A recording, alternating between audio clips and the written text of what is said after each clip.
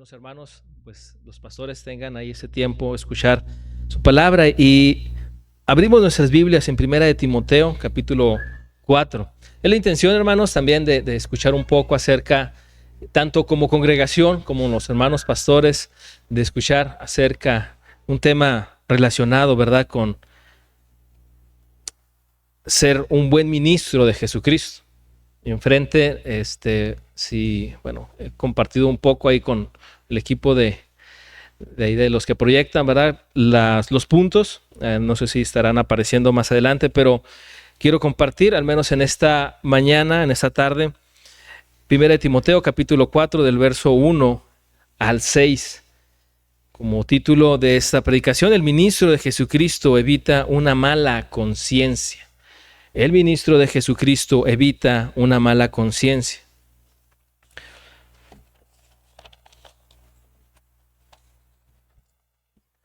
Leo para ustedes estos versículos. Pero el Espíritu dice claramente que en los postreros tiempos algunos apostatarán de la fe, escuchando espíritus engañadores y doctrinas de demonios, por la hipocresía de mentirosos que, teniendo cauterizada la conciencia, prohibirán casarse y mandarán abstenerse de alimentos que Dios creó, para que con acción de gracias participen de ellos los creyentes y los que han conocido la verdad. Porque todo lo que Dios creó es bueno, y nada es de desecharse si se toma con acción de gracias. Porque por la palabra de Dios y por la oración es santificado.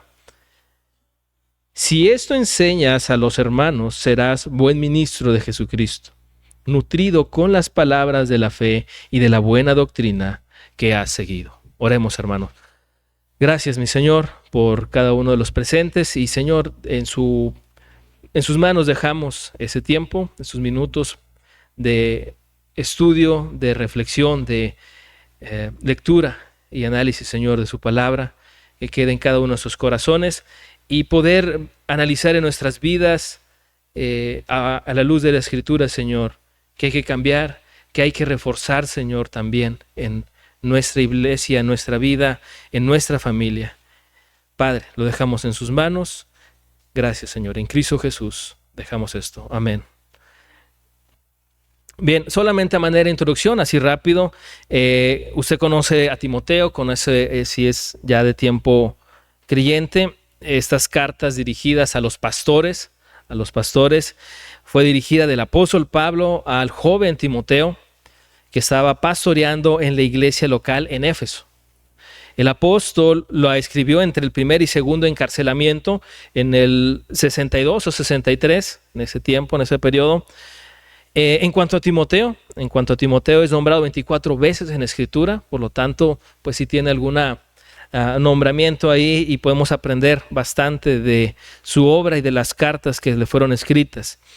Fue criado por su madre Eunice y su abuela Loida en la enseñanza de la palabra de Dios desde pequeño. Si es que es un hombre al cual Pablo le escribe, y no es un neófito, no tiene desconocimiento, es alguien que conoce la palabra y necesita dirección, necesita exhortación, necesita guía, y es por eso que Pablo le escribe estas dos cartas.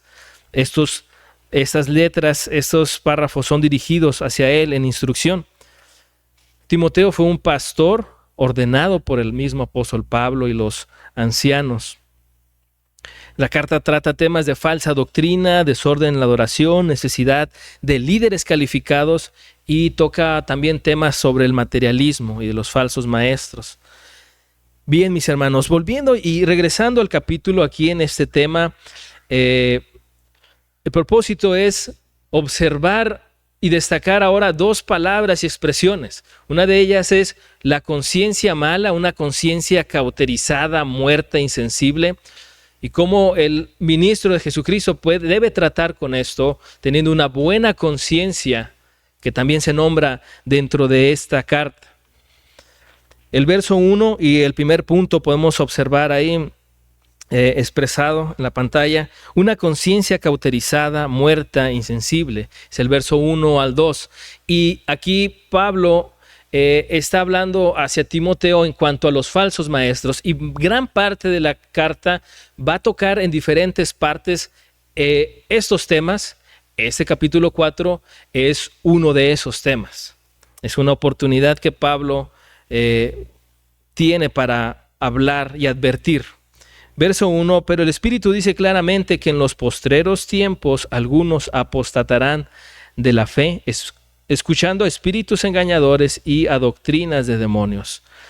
El Espíritu, pero el Espíritu dice, es una revelación divina, y aquí Pablo está apuntando, está señalando toda la Escritura es inspirada por Dios, pero quiere dar ese énfasis para dar la importancia aún más de es una revelación divina. No es algo que está creando él o que está, inventando o alguna otra persona. Es el Espíritu, revelación divina, hablando de lo que expresa, dice claramente, de una manera clara, de una manera detallada, que en los postreros tiempos, y esos postreros tiempos, hermanos, podemos ya ahora, en este año, en este tiempo, nosotros clarificarlo o englobarlo de que es un periodo desde la primera venida de Jesucristo hasta su regreso.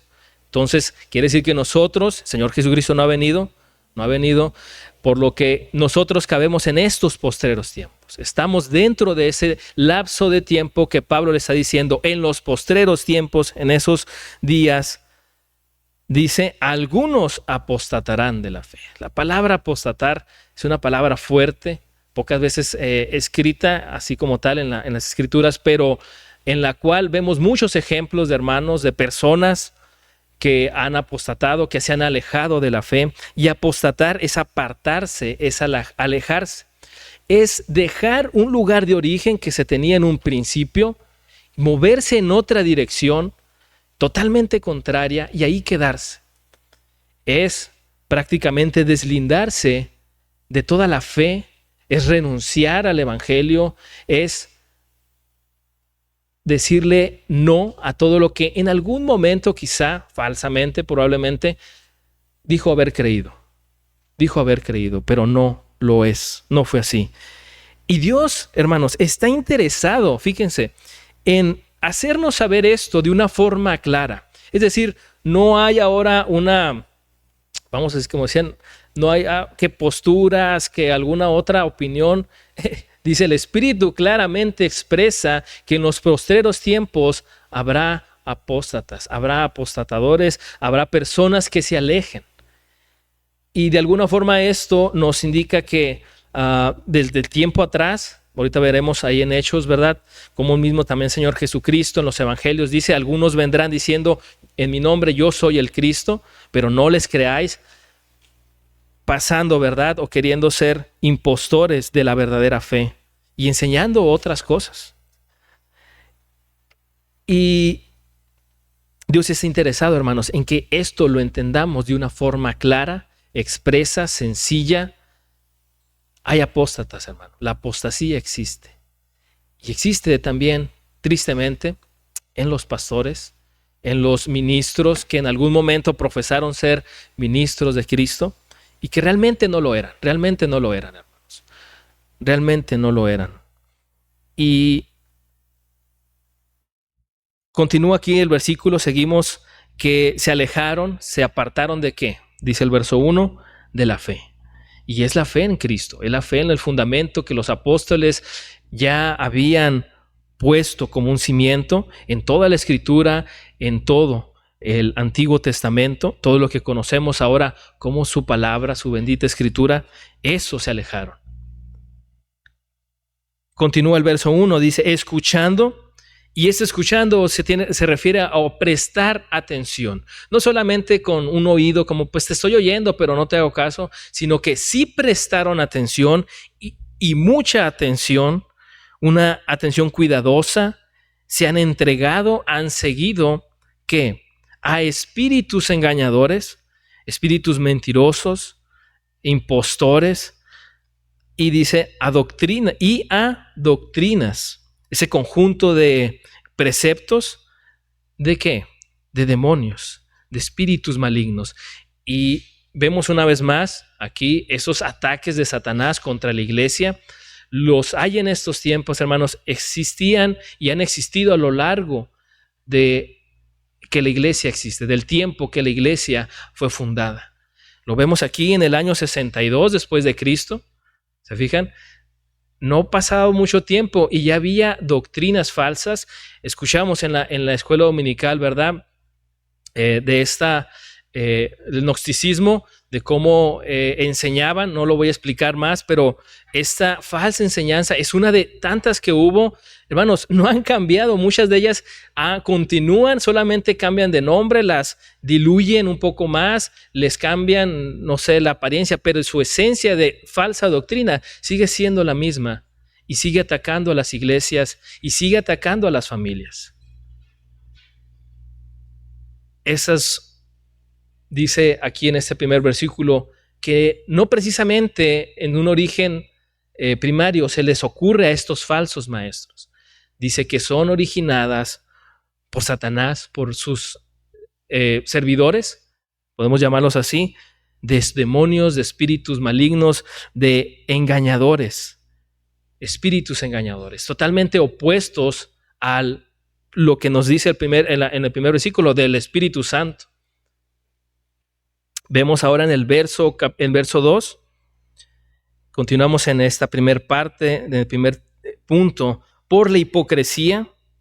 Ahora vamos a ver que un poco de estos hombres, del carácter de estos hombres, se centra en esos mentirosos, en acerca de esos falsos maestros. Dice la hipocresía, la simulación, pretenden ser hombres que están predicando a Dios. Es decir, no necesariamente van a decir, soy un engañador, si tú deseas venir a escucharme, acércate. No necesariamente de esa forma. Dice, hay una hipocresía, hay una máscara que presentan ante las personas y mediante diferentes formas llaman la atención de las personas, los capturan su atención y tienen iglesias o congregaciones, agrupaciones, vamos a llamarlos así mejor, de personas y lugares llenos, porque tienen comezón de oír y se agrupan ahí. Dice, es hipocresía de mentirosos, de promulgadores de errores que, y aquí quiero llegar, hermanos, teniendo cauterizada, esta palabra es quemar con hierro al rojo vivo hasta hacer insensible una parte del cuerpo. Pero aquí dice cauterizada, teniendo cauterizada que la conciencia, esa parte que el Señor nos ha dado, esa conciencia espiritual, esa capacidad que tenemos o que tiene o que tenía esta persona de escuchar la verdad, de poder ser sensible a los preceptos, a la sana doctrina, llega un punto en el que ha quedado muerta. Hermanos, yendo un poco más atrás y tratando de resumir este versículo o las partes primeras, hermanos, el ataque de los demoníaco, de los espíritus, no lo podemos, es decir, no a los pastores aquí no se les pide pues que aprendan, ¿verdad? Exorcismos y cosas por el estilo, ¿verdad? Que los ataques demoníacos, no. Realmente la confrontación más fuerte que puede hacer un pastor es desde el púlpito. Es enseñando a su congregación, a su iglesia local, la verdad. Lo que la Escritura dice, adentrarse, gastar su tiempo, invertir su tiempo y recurso en estudiar la Escritura y presentarla a la iglesia, a su congregación, a la iglesia local. Es lo que Pablo le estaba diciendo a Timoteo. Era el mensaje que le estaba diciendo. No estaba diciendo, ve y quítale el micrófono, ¿verdad? A los falsos maestros o apágales el sonido. O ve ahora afuera de la iglesia, hace una oración y da unas vueltas, ¿verdad? A donde se reúnen. No, desde tu iglesia, desde donde tú estás, predica la sana doctrina. Ten una buena conciencia. Y esa es la forma. Hermanos, quiero profundizar un poco porque llama mucho mi atención la palabra cauterizar, teniendo cauterizada la conciencia. Bien, el término de cauterizar o cauterizada es un término médico para describir una parte del cuerpo insensible donde los nervios están muertos. Podemos identificar hoy en el siglo XXI 3 formas de cauterizar. La electrocauterización utiliza corriente eléctrica para quemar y eliminar tejido o para sellar vasos sanguíneos y detener el sangrado. Les digo, es un término médico, se usa bajo en este marco. Cauterización química implica el uso de productos químicos como el nitrato de plata para quemar el tejido afectado. Nuevamente, ¿verdad? Quemar, cauterizar, ser insensible. Y la cauterización, tercero, la criocauterización. Este método aplica frío extremo como el nitrógeno líquido al tejido para destruirlo o removerlo. Ahora, lo que sé en la mente de Pablo y por el contexto donde estamos, difícilmente creo yo que pudieron haber utilizado electrocauterización, ¿verdad? No estaba, yo creo, en esos planes todavía. Lo que está aquí en la mente de Pablo cuando está hablando de eso en su contexto es diferente. Permítame leer esto. Los orígenes de la palabra cauterizar indican un significado en la acción de quemar o marcar con hierro. La cauterización se usaba para detener hemorragias, especialmente durante alguna amputación. El procedimiento era simple. Una pieza de metal era calentada sobre el fuego y aplicada a la herida. Eso provocaría que los tejidos con vasos sanguíneos elevaran su temperatura de manera extrema, ocasionando una coagulación de la sangre, así controlar el sangrado a costa de un daño extenso en el tejido. Estos hombres mentirosos que se filtraban en las iglesias habían sometido su conciencia a tantas mentiras, a la influencia de estos engaños, de doctrinas de demonios. Sus conciencias se habían sumergido tanto, habían sido tocadas por estos metales, ¿verdad? Que ya habían sido, dice, cauterizadas. Ya no sentían, eran insensibles. Ya no les pesaba pararse enfrente de las personas y empezar a hablar sus mentiras, esos engaños. A ese grado había llegado. ¿Cómo lo ve ahora usted? ¿Es capaz de compararlo con una realidad que vemos ahora hacia afuera? Nuestro hermano Ramón, pastor, hablaba de eso un poco en la mañana, ¿verdad? Daba algunos ejemplos. ¿Somos capaces, verdad, de identificarlos? Este hombre tiene cauterizada la conciencia. ¿Cómo reacciona usted ante una falsa doctrina? Tenga cuidado. Capaz que su mente, su conciencia, está comenzando a ser cauterizada. Hechos capítulo 20.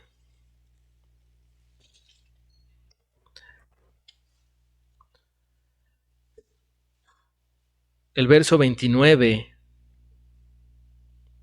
al 30. Leo para ustedes, hablando Pablo en su despedida en Mileto. Porque yo sé que después de mi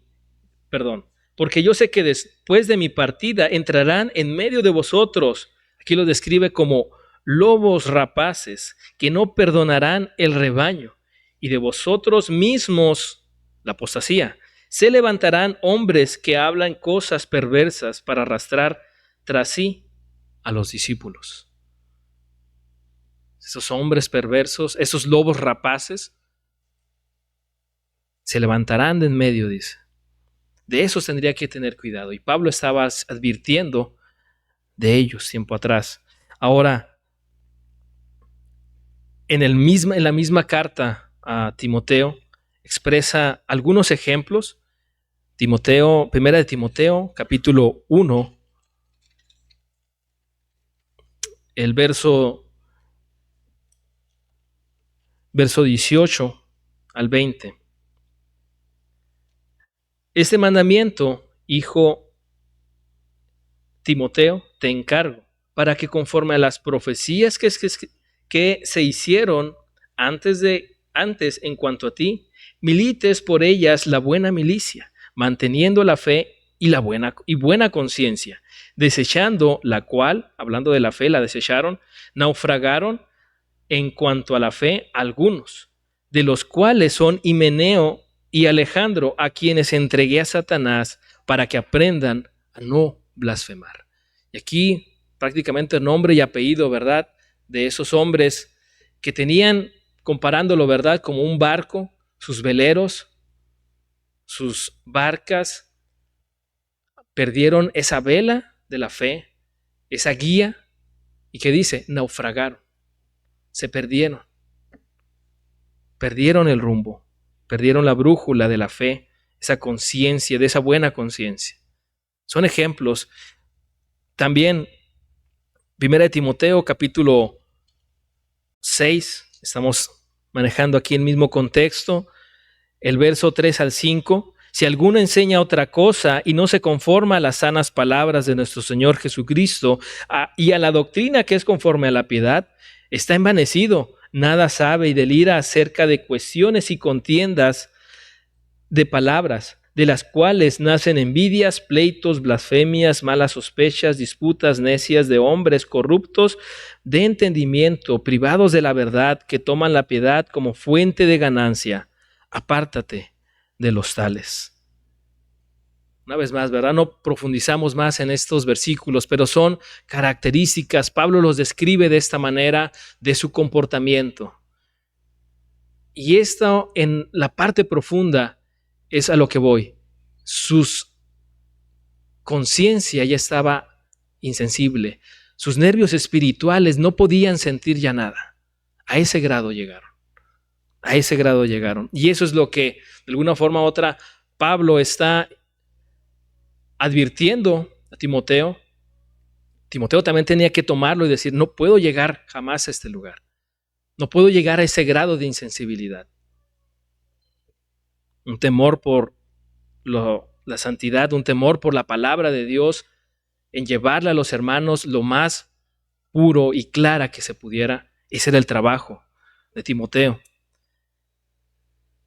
Continuamos nuestro punto 2, falsas doctrinas, obras de una conciencia cauterizada. Y aquí vienen esas obras que esos falsos maestros, que estos hombres mentirosos estaban promoviendo. Quiero ir un poco más rápido en esta porción. Y el verso 3, prohibirán casarse y mandarán abstenerse de alimentos que Dios creó para que con acción de gracias participen de ellos los creyentes y los que han conocido la verdad. Hay dos prohibiciones aquí prácticamente. Está prohibiendo o está que se estén casando, que se casen, y ciertos alimentos, dice, prohibirán casarse y mandarán abstenerse de alimentos. Algo que caracteriza las falsas doctrinas, y usted lo conoce, hermanos, es que tuercen, que distorsionan las verdades bíblicas. Es decir, podrán tener en una apariencia algo de piedad o algo correcto, pero no es así. En 1 Corintios del 25 al 35 hay un mandato que Pablo hace, dice que si alguien se mantiene soltero, no hay problema en eso, siempre y cuando esté sirviendo y dedicado al Señor. No profundizamos más. Jesucristo habla sobre el ayuno también en esta absteniencia de los alimentos, pero nuevamente les digo, son esos preceptos, son doctrinas, son enseñanzas bíblicas, y estos hombres las tuercen. Vemos esa influencia demoníaca, vemos esa influencia de Satanás, como lo sucedió que en Génesis, los primeros capítulos, en el Edén, torciendo la escritura, con que Dios ha dicho, pero yo te traigo otra nueva doctrina. ¿Qué te parece? ¿Te gusta? ¿Te agrada? ¿Es mejor para ti? ¿Te atrae? Eso es lo que hacen. Y en este contexto estaban prohibiendo casarse y abstenerse de alimentos.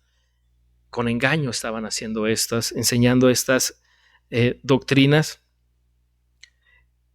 Y aquí más precisamente enseñaban, o la mayoría de los comentaristas apuntan a eso, estoy de acuerdo, en que al hacer esto, en abstenerse del matrimonio y abstenerse de alimentos, podrían ganar salvación, la salvación, o era parte de ganarse la salvación, o provocaría en ellos un grado más alto de santidad, lo cual está totalmente en contra de la Escritura. Toda la obra, hermano, de salvación, de santidad, es hecha por Cristo, es hecha por el Espíritu Santo.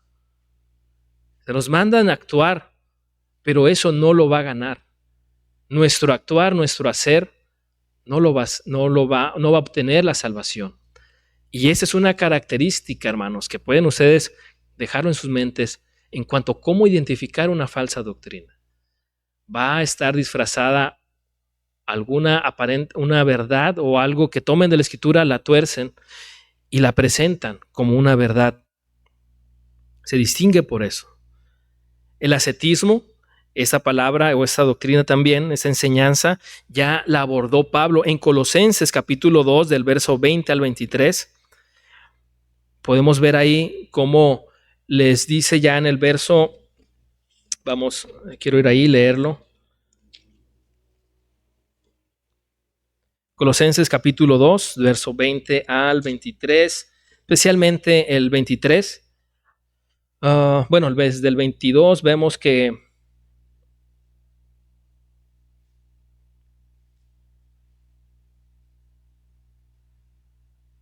prefiero leerlo, hermanos, para que quede más claro. Desde el capítulo 2, el verso 8, mirad que nadie os engañe por medio de filosofías y huecas sutilezas según las tradiciones de los hombres, conforme a los rudimentos del mundo y no según Cristo. Nuevamente, está hablando de alguien que se está apartando y está escuchando ahora doctrinas de hombres. Verso 16, por tanto nadie os juzgue en comida o en bebida en cuanto a días de fiesta, luna nueva o días de reposo. Es contexto de a lo que queremos llegar. Verso 20, pues si habéis muerto con Cristo en cuanto a los rudimentos del mundo, ya sois nueva criatura, ya no estáis bajo esos rudimentos, ya no estaban bajo la ley o bajo algún mandato humano. ¿Por qué? Como si vivieseis en el mundo, como si nuevamente, ¿verdad?, habéis retrocedido, os sometéis a preceptos tales como no manejes, ni gustes, ni aun toques, en conformidad a mandamientos y doctrinas de hombres, cosas que todas se destruyen con el uso. Tales cosas, dice, tienen a la verdad cierta reputación de sabiduría en culto voluntario, en humildad y en duro trato del cuerpo, pero no tienen valor alguno contra los apetitos de la carne. Pablo estaba desechando eso, decía, no tiene algún valor, no tiene algún valor. Esas son, les digo una vez más, esas doctrinas que estaban acechando a las congregaciones. Y era Timoteo quien estaba siendo advertido y enseñado para que tuviera cuidado con ello. Las mentes insensibles a la verdad son instrumentos de demonios que promueven darle la espalda a lo que Dios llamó bueno, a los mandamientos y preceptos de su palabra. De esta manera, hermanos, nuestro avance en esta porción nos lleva al verso 4 y el verso 5 como punto número 3, la verdad ante la falsa doctrina. La verdad ante la falsa doctrina. Dios en su gracia, mis hermanos, ha permitido que usted escuche la verdad a través de esta iglesia, de las congregaciones, de los pastores que están aquí. Se está predicando la verdad. Los hermanos que están aquí, el cuerpo de ancianos está preocupado. Se preparan durante la semana, durante semanas atrás, y vigilan uno al otro para que se predique esa verdad. Podemos ver nuestro mundo afuera, hermanos, la verdad en sí, cómo crecen, proliferan estas congregaciones. Quizás podrá toparse en su trabajo o en alguna persona cercana. No, ya estoy yendo a la iglesia. No, pero ¿a cuál vas? No, pues a tal. ¿Y qué te decía? No, pues nada, solamente estamos ahí como que nos platican de una forma motivacional y pues ahora sé que debo ser un mejor trabajador porque esto y aquello, pero no hay una profundidad en la Escritura, no hay un cambio real, no se promueve un arrepentimiento de pecados, un cambio genuino en las familias. El verso 4 dice, porque todo lo que Dios creó es bueno y nada es de desecharse si se toma con acción de gracias, porque por la palabra de Dios y por la oración es santificado. Las falsas doctrinas se caracterizan por llamar al malo o por torcer, por distorsionar lo que Dios ya llamó bueno. Las falsas enseñanzas contradicen a las Escrituras. Génesis nos enseña que Dios creó los alimentos para que comiesen de ellos, instituyó el matrimonio y lo calificó como bueno dentro de los actos, ¿verdad?, que agradan y honran a Dios. Esos versículos no son, hermanos, lo que acabamos de leer en la parte, ¿verdad?, de arriba, y junto con esto, no quiero decir que usted dé rienda suelta a la comida y que pueda casarse, ¿verdad?, con quien usted apetezca en la carne. No, no es así.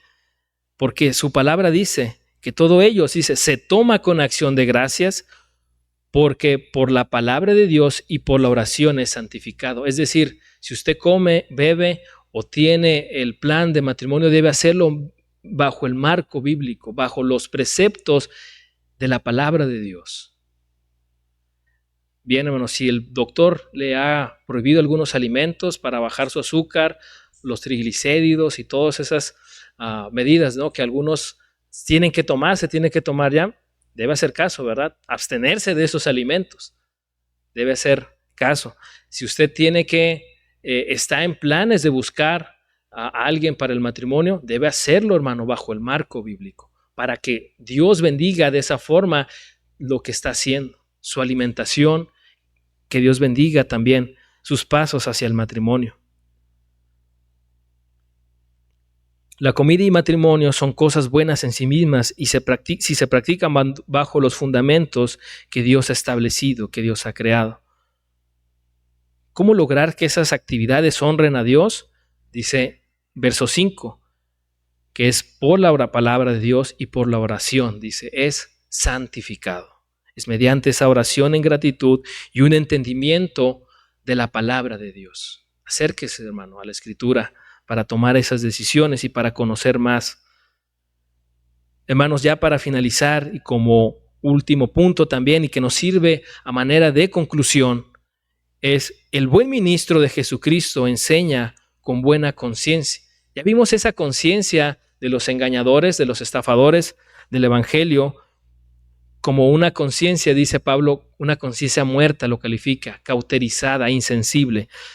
El verso 6, si bien, hermanos, yo sé, no está dentro del grupo, ¿verdad?, de la agrupación que forman aquí en Reina Valera, incluso en Biblia de las Américas, normalmente el pensamiento, la idea del pensamiento lo toma del verso 1 al 5, ya el 6 hasta el verso 16 es otra idea de pensamiento.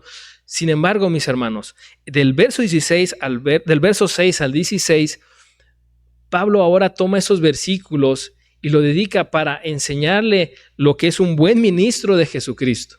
Es decir, esto también es un tema a predicarse, pero mi interés ahora era ver esa falsa doctrina, poder identificar cómo Pablo define la conciencia de estos hombres y cómo debe ser el buen ministro.